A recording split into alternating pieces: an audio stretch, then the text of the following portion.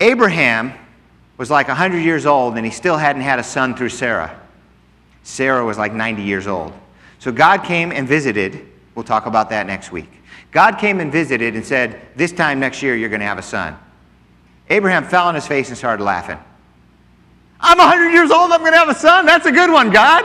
Now, I'm not saying he laughed in mocking or in disbelief. He was probably overjoyed, kind of incredulous, kind of laughing stupid and silly. I'm 100 years old, I'm going to have a son? Who's ever heard of that? And my wife, 90, is going to give it to me? I can't wait to see that. He fell on his face laughing. And Sarah was in her tent listening into the conversation. She laughed in her heart. It's 2 separate times God appeared. Abraham laughed one, Sarah laughed the other. And it was funny because God said to Abraham, why did Sarah laugh? Sarah said, I didn't laugh. He said, yes, you did. And then God said, you're going to have a son. Is anything too hard for me? Next year, you will have a son, and you will name him Yitzchak, which means he laughed. That's what Isaac means. You will name him Isaac, and Isaac means he laughed. God with his names. Too funny. So that's why it's called circumcision, no laughing matter. Now, a few things, maybe 5 things about circumcision. When you establish a covenant, you read that phraseology in the Bible here and there, that they made a covenant or they established a covenant. But literally in Hebrew, it's they cut a covenant. The covenant was carved into stone, cut into stone, and usually there was something cut, something alive, like an animal. Okay? So, making a covenant is literally cutting a covenant. Now, in those days, in that region of Mesopotamia, the Middle East, there were these suzerain vassal treaties that have been discovered in ancient tablets. And we've been able to study the conditions of how covenants worked in those days. And the covenant that God's making with Abraham was patterned after the same covenants that kings made with their vassals in those days. Suzerain, that's the king. Vassals were their subjects. And the king would do something like this. The king would say to the people gathered in front of him, maybe written down on a tablet, I promise to protect you. Should any raiders come and attack your farm, I will come with my legions and defend you, and risk my life and my legions and all of my resources to protect your village. I promise to do that as your king.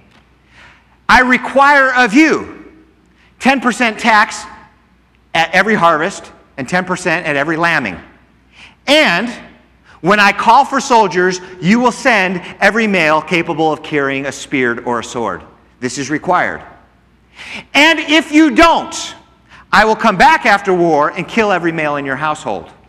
Now bring me a lamb. So a lamb comes, and they cut the neck of the lamb to picture what the king's going to do to them if they don't keep their covenant. So the penalty is pictured in a physical way. That's how suzerain vassal treaties were. So, why the circumcision then? Listen to this. Chapter 17, verse 14. Any uncircumcised male who has not been circumcised in the flesh will be cut off from his people. He has broken my covenant. The punishment was to be cut off, so the symbol of the covenant was to cut off the foreskin. That fit in the system of the day. That the punishment was pictured in the cutting of something, and that's exactly what happened with Abraham and his family and his children. But I think there's much more than that. Third thing. The covenant is for Abraham's seed. Now, I told you there's about 5 things. The first one, I wanted you to know, it means to cut a covenant. The second thing had to do with the suzerain vassal treaty being symbolized in the cutting of something. The third thing is the covenant is for Abraham's descendants. I already read that to you. This covenant is for you and your descendants after you. Well, the word there isn't descendants, it's seed. All right? And where does the seed come from? The very place they're cutting. So every time a circumcision was performed, they remembered the promise of the covenant and the process in which it was brought down from generation to generation. You know, Jewish families still do this to this very day. On the 8th day, Jewish boy is circumcised. He's given a Hebrew name if he doesn't live in Israel. So he has 2 names, and the circumcision is remembered. You know, and it's an interesting thing. Who are they doing this for? It's not like the 8-day-old has a choice. The 8-day-old does not have a choice. This is the choice of the parent, saying the parent's going to honor the covenant. because it's no easy thing to inflict what some people think is unnecessary pain on a child. So it shows the commitment level of the parent for keeping the covenant. Now, when the child grows up, he's going to have to make his own decision whether he's going to keep the covenant, whether he's going to walk with God or not. But this is the parent showing that he's going to walk with God and dedicate his child to God. By the way, this is just a freebie, but it's way cool. It says specifically in the Bible that the child has to be circumcised on the 8th day. But you look high and low in the Bible, and it never says why the 8th day. It just says the 8th day. Now, if I'd written the book, I'd have said the 7th day, because 7 is the number of perfection, 7 days in the week. You got the Sabbath, you got the Jubilee years. 7's great. Maybe the 3rd day, it stands for the Trinity. But the 8th day, what's with the 8th day? So, I heard something a few years back, and I went and researched it to make sure I wasn't giving you misinformation.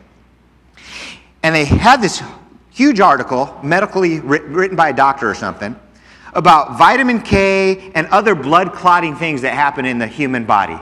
And they showed a graph.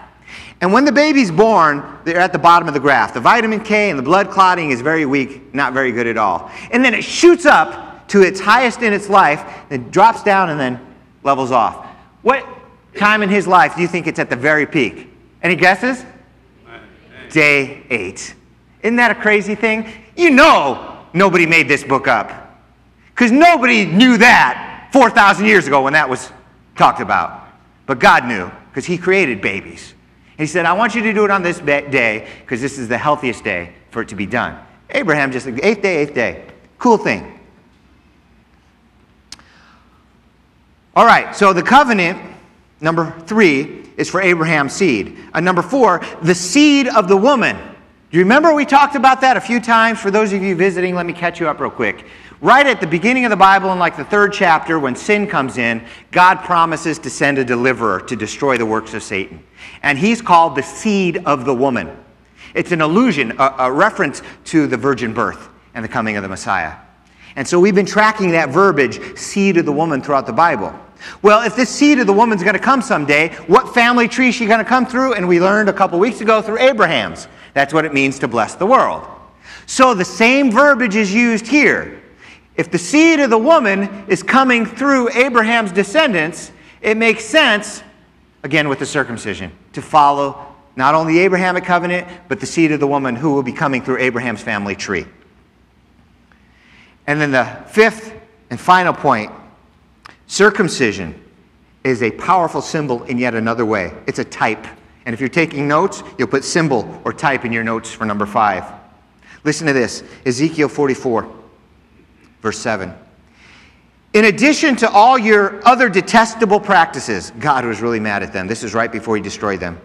You brought foreigners, uncircumcised in heart and flesh, into my temple, my sanctuary, desecrating my temple while you offered me food, fat, and blood, and you broke my covenant.